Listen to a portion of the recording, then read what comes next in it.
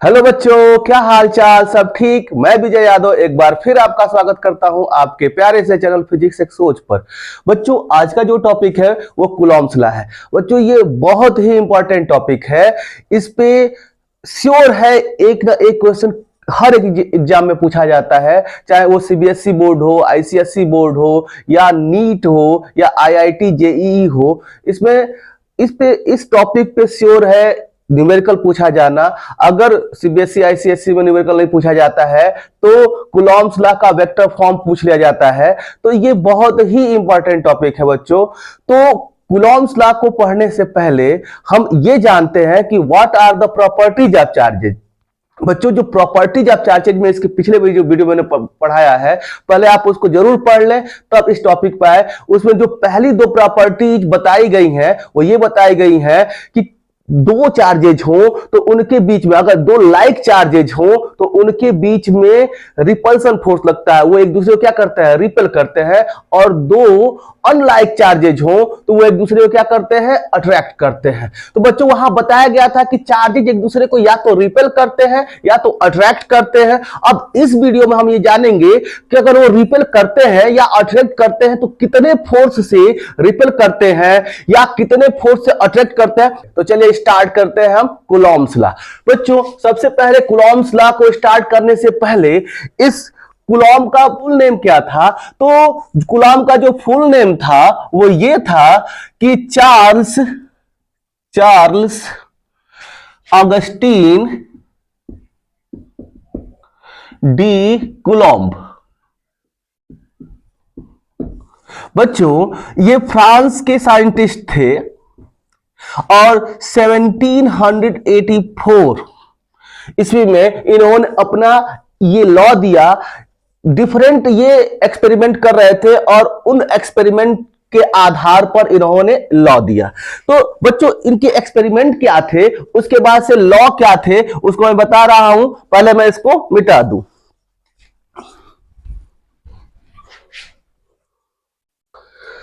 बच्चों, इन्होंने देखा कि अगर एक कूलॉम का चार्ज यहां पर इन्होंने लिया और यहां पर भी एक कूलॉम का चार्ज लिया, मतलब 1 कूलॉम का चार्ज इन दोनों पॉइंट पर लिया और दोनों के बीच का डिस्टेंस 1 मीटर रखा। कितना रखा बच्चा? 1 मीटर। तो इन्होंने देखा कि इनके बीच में कुछ फोर्स लग रहा है और उसको मान लिया कि F। ठीक है, इन दोनों के बीच में जो फोर्स लग रहा है वो F लग रहा है।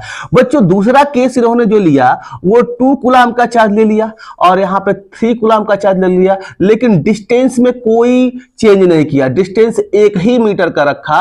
तो बच्चों, इन्होंने देखा कि इन दोनों के बीच में जो फोर्स लग रहा है इस पहले वाले केस के 6 गुना 6 टाइम्स लग रहा है। यहां पे जो फोर्स लग रहा था वो 6F लग रहा था। उन्होंने ये महसूस किया, ये डिवाइस से मेजर भी किया, तो जितना फोर्स यहां लग रहा था उसके 6 गुना फोर्स, 6 टाइम्स फोर्स यहां पर लग रहा था। बच्चों, एक बार और इन्होंने इस पे एक्सपेरिमेंट किया और यहां पे देखा 3 कूलॉम का चार्ज ले लिया और यहां पे 4 कूलॉम का चार्ज ले लिया और दोनों के बीच का डिस्टेंस फिर भी अब भी 1 मीटर ही रखा।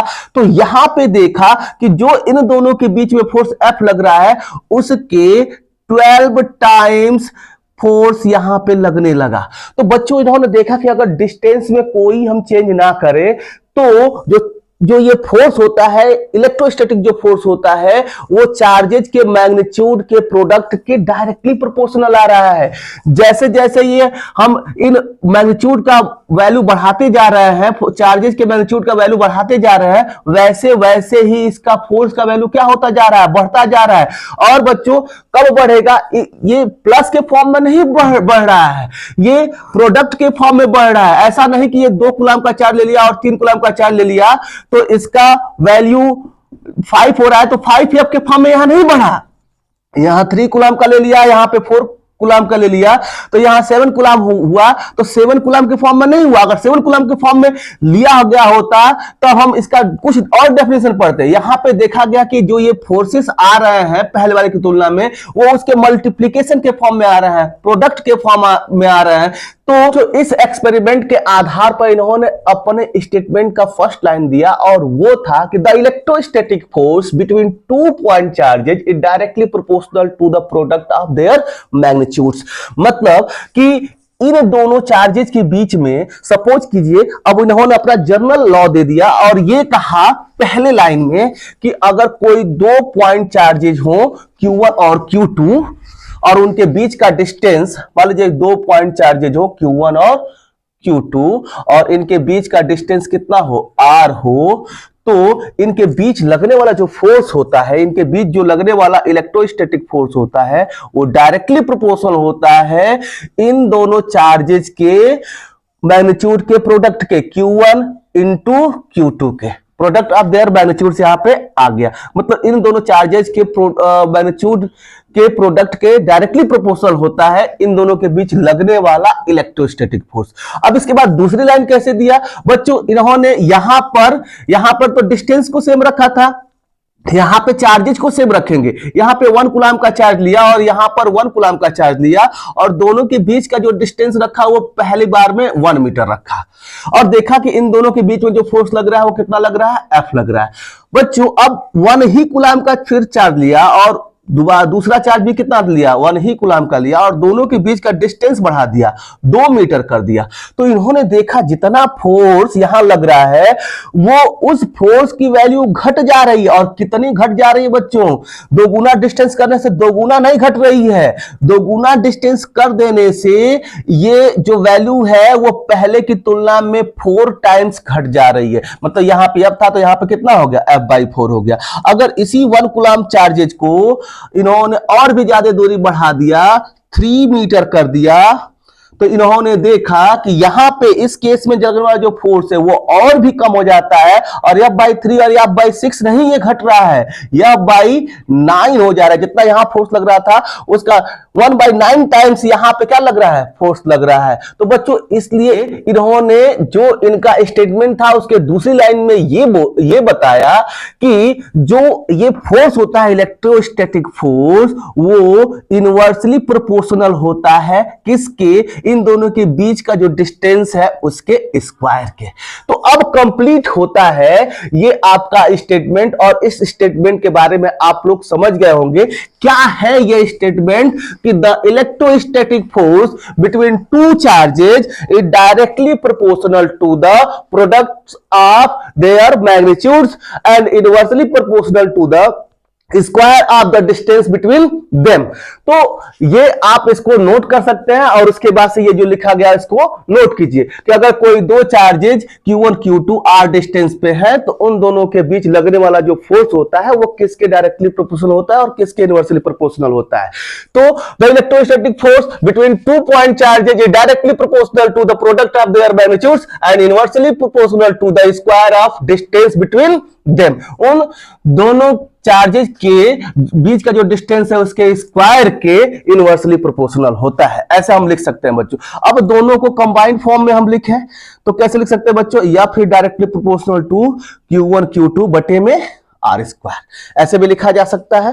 अब ये प्रोपोर्शनलिटी साइन हटाने के लिए एक प्रोपोर्शनलिटी कांस्टेंट लगाना पड़ता है बच्चों। तो यहाँ पे ये प्रोपोर्शनलिटी कांस्टेंट क्या होगा, तो यहाँ पे जो प्रोपोर्शनलिटी कांस्टेंट होगा बच्चों वो क्या होता है, 1/4 pi epsilon not Q1 Q2 बटे में R स्क्वायर होता है। और यही कूलॉम का फॉर्मूला होता है बच्चों, यही कूलॉम्स लॉ का फॉर्मूला होता है। अभी तक इसमें हमने Q1 Q2 और R के बारे में चर्चा कर लिया है। इसमें 2 चीज नहीं आ रही है, एक ये एप्सिलॉन नॉट, इसको हम कहते हैं एप्सिलॉन नॉट, और ये एप्सिलॉन नॉट क्या होता है इसके बारे में हम समझेंगे। ये 1/4 पाई से क्यों इसमें मल्टीप्लाई किया गया है इसके बारे में भी समझेंगे बच्चों। हम लोग इसके बारे में तो वहां पे समझ चुके हैं, ये अभी हमने एक्सपेरिमेंट किया तो इसके बारे में समझ लिया कि ये क्यों आया। अब इन दोनों के बारे में हम लोग समझेंगे।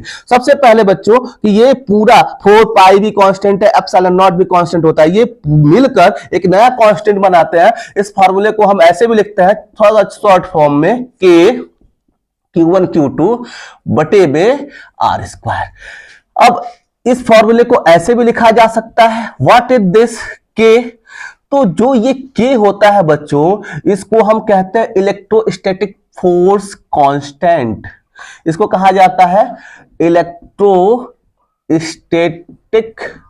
Force constant.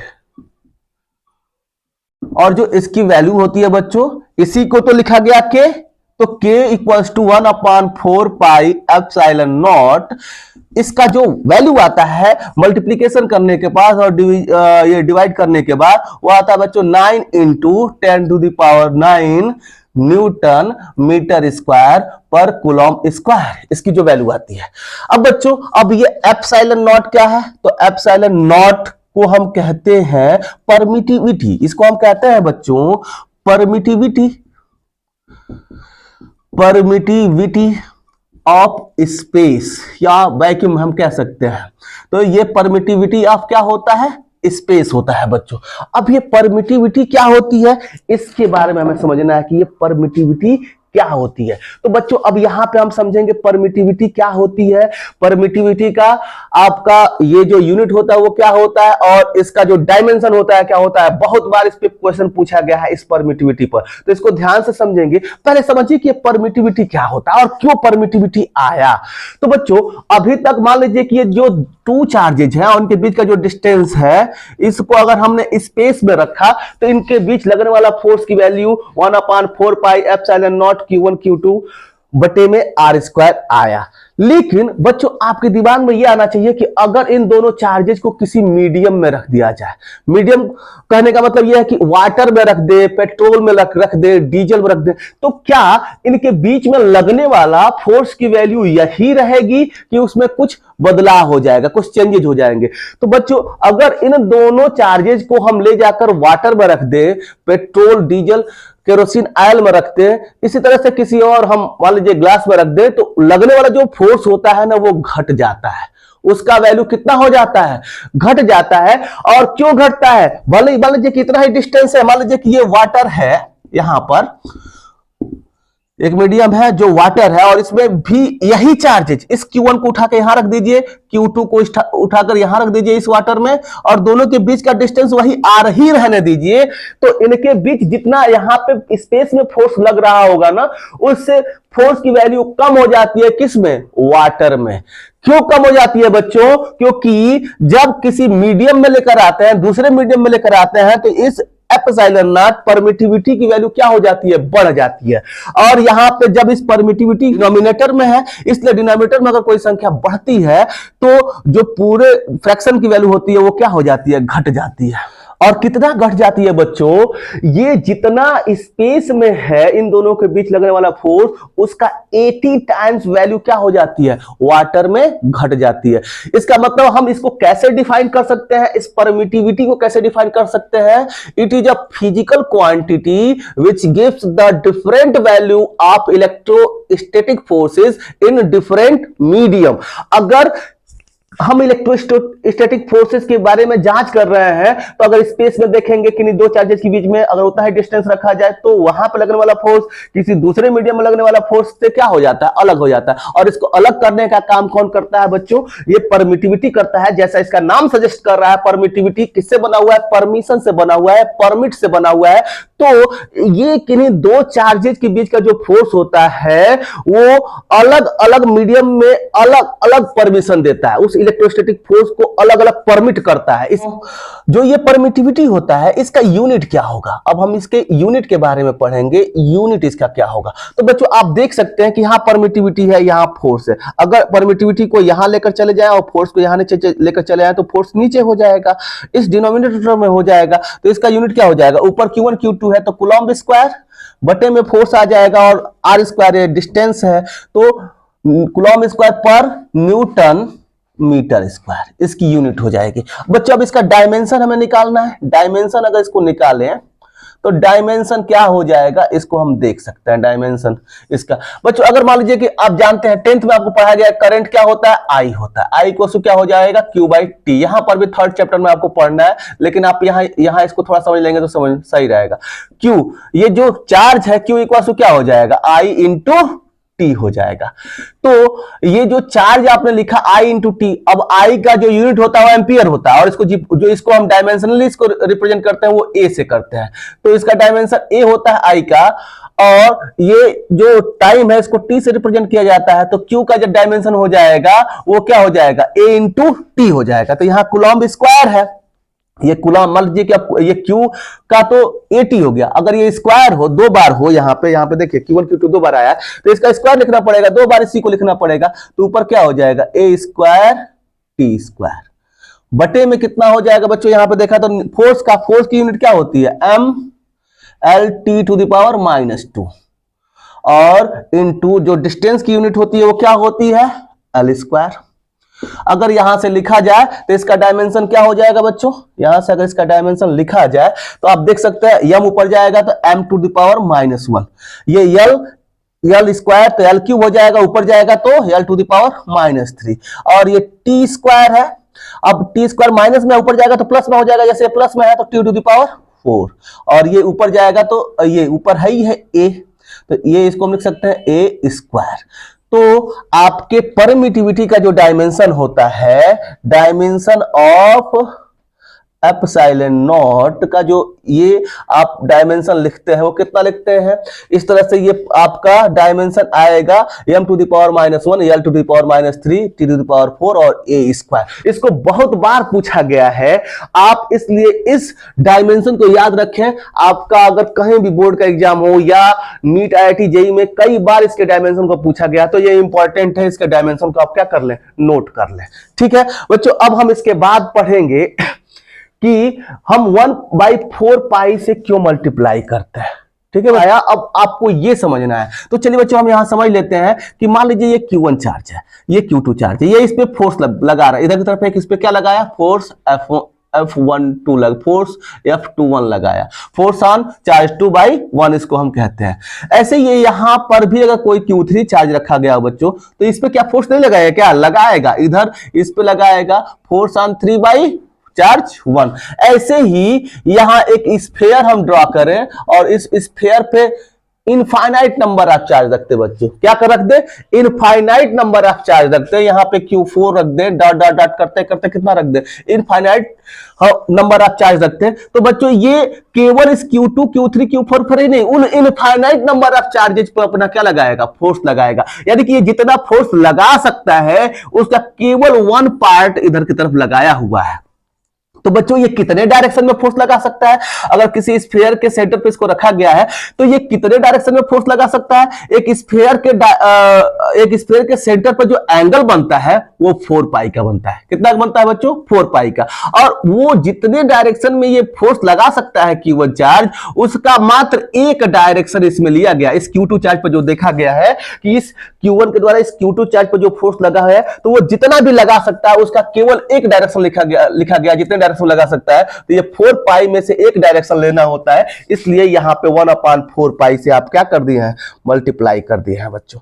ठीक है, तो बच्चों अब हम पढ़ेंगे, अभी तो परमिटिविटी के बारे में हमने जाना, अब एक्चुअली में रिलेटिव परमिटिविटी क्या होती है, तो अब हम अगला टॉपिक पढ़ते हैं, रिलेटिव परमिटिविटी, और उसके साथ ही बच्चों अब हम पढ़ेंगे रिलेटिव परमिटिविटी। क्या होता है रिलेटिव परमिटिविटी, अब इसके बारे में पढ़ेंगे।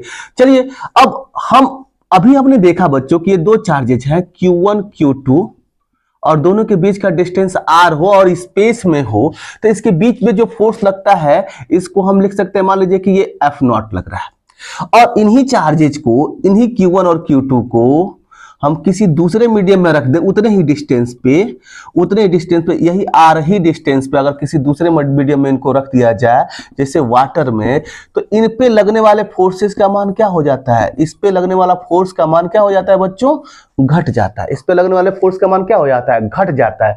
तो कितना घट जाता है, किस रेशियो में घट जाता है, इसको बताने का काम कौन करता है, रिलेटिव परमिटिविटी करता है बच्चों। तो ये जो रिलेटिव परमिटिविटी होता है इसको एप्सिलॉन r कहते हैं, और इसका जो डेफिनेशन होता है वो क्या होता है बच्चों, कि the ratio of force between two charges for a certain distance in vacuum.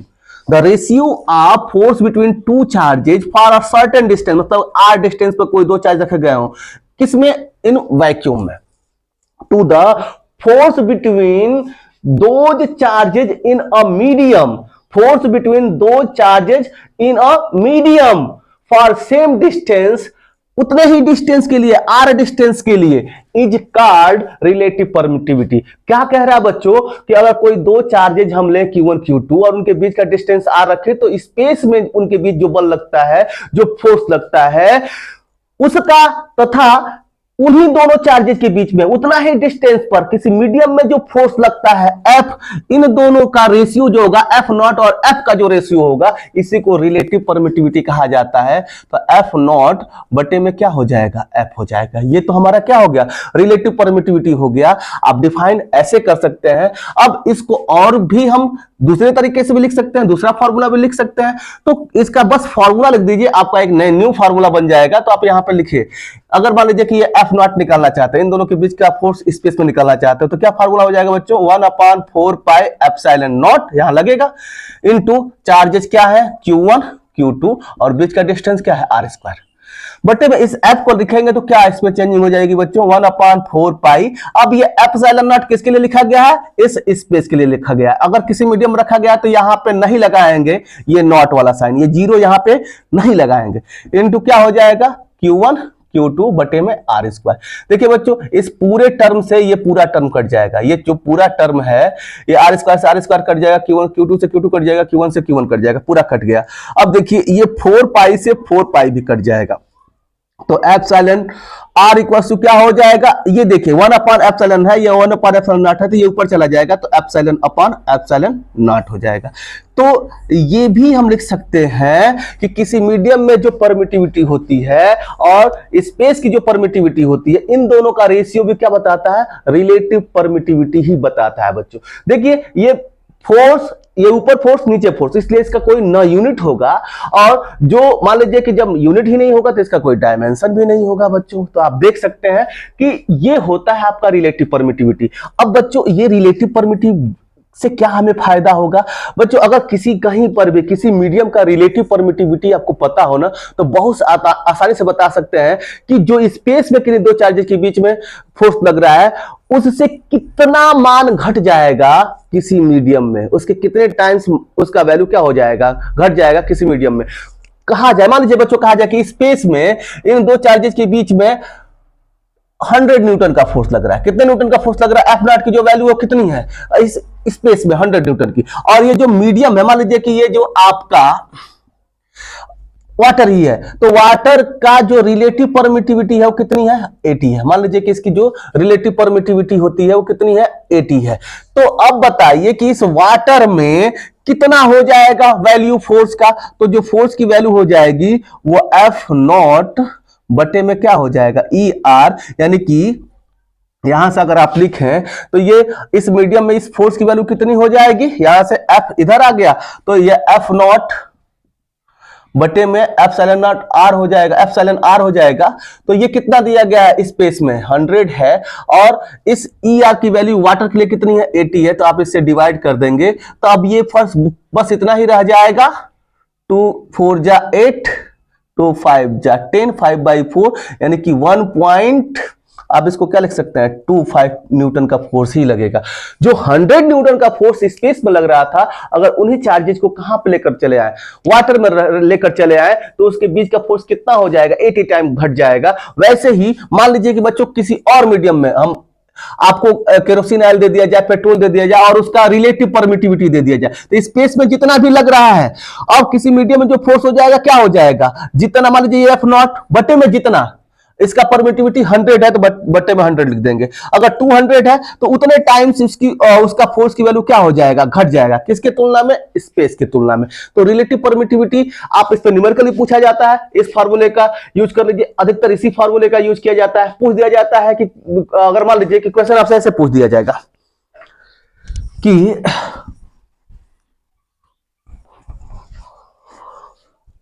Suppose कीजिए कि स्पेस में किन्हीं दो चार्जेस के बीच लगने वाला जो फोर्स है वो 200 न्यूटन का है, ठीक है ना, और किसी मीडियम का, एनी मीडियम, कोई मीडियम दे दे, उसकी जो रिलेटिव परमिटिविटी है वो सपोज कर लीजिए 20 है। कितनी है, 20 है। तो आप बताइए कितना उस मीडियम में उन दोनों चार्जेस के बीच में उतने ही डिस्टेंस पे कितना फोर्स लगेगा। तो उस केस में क्या करना है बच्चों, जितना भी फोर्स दिया गया है ना स्पेस में, F नॉट बटे में इस 20 से भाग, जितना रिलेटिव परमिटिविटी दे उससे हम डिवाइड कर देंगे, तो 200 बटे में 20, आप ये कट जाएगा, 10 टाइम, तो 10 न्यूटन का फोर्स उसमें लगने लगेगा उस मीडियम में जिसकी रिलेटिव परमिटिविटी 20 है। तो इस तरह से हम वैल्यू फोर्स का निकाल सकते हैं डिफरेंट मीडियम में अगर रिलेटिव परमिटिविटी दिया गया हो। इस पे क्वेश्चन भी पूछा जाता है, इसलिए आपको ये बताया गया। बच्चों अब इसी वीडियो में एक और टॉपिक के बारे में हम पढ़ेंगे जिसका नाम है what are the limitations of Coulomb's law. बच्चों अब हम पढ़ेंगे लिमिटेशंस ऑफ कूलॉम्स लॉ के बारे में कि क्या इसके कूलॉम्स लॉ के क्या लिमिटेशंस है, किस लिमिट के अंदर कूलॉम्स लॉ वर्क करता है, इसके बारे में हम समझेंगे। तो चलिए हम देखते हैं कूलॉम्स लॉ किस लिमिट के कहां पर ये फेल होने लगता है, कहां पर ये फोर्सेस के इलेक्ट्रोस्टैटिक फोर्स के बारे में जो जानकारी आपको दे रहा होता है किस केसेस में वो उस इलेक्ट्रोस्टैटिक फोर्स की जानकारी आपको नहीं देगा, बदलाव हो जाएगा, इसके बारे में हमें पढ़ना है। तो बच्चों जो इसका फर्स्ट लिमिटेशन है वो है it is only applicable for static charges not for moving charges. बच्चों अगर मान लीजिए कि कोई दो स्टैटिक चार्जेज है Q1 Q2, इसके बीच का जो डिस्टेंस है वो R है, तो आप फोर्स बहुत आसानी से लिख देते हैं क्या 1/4 pi epsilon not Q1 Q2 बटे में R स्क्वायर।